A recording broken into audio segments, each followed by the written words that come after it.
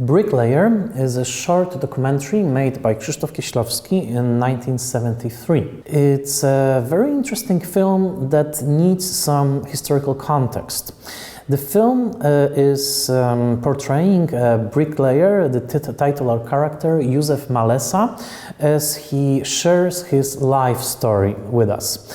This is a trope that is very familiar to Kieślowski's viewers. In many films, the characters are trying to recount their lives and are trying to point to specific points in their lives. However, this film is quite interesting, especially if you have in mind the fact that Kieślowski just finished Workers 1971 very recently, which was quite critical of the communist system.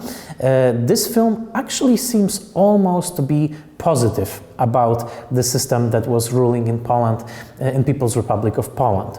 As Józef Malesa is telling us his story, we see him mainly on May Day parade. The 1st of May, the International Workers' Day, was a holiday that was highly celebrated in communist Poland, with parades and festivities throughout the nation. And here especially, since the film is actually shot on color material, on color stock, the May Day parade is really presented as something magnificent.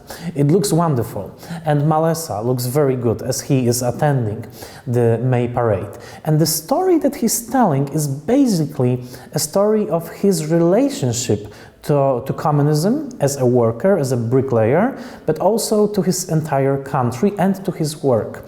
There are elements of disappointment with the party structures, with the system, but the disappointments are not as strong, not as acute as, for example, in a later film called I Don't Know.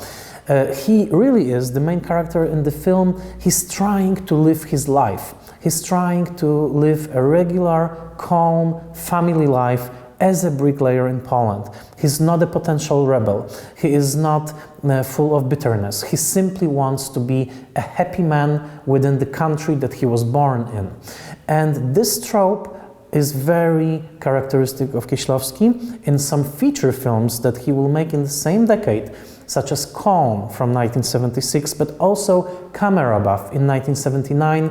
Kieślowski will try to show regular people in People's Republic of Poland who are simply trying to get by, who are simply trying to be happy and who don't really want to be engaged in a full-blown political struggles of the day. So this film has a sweetness to it.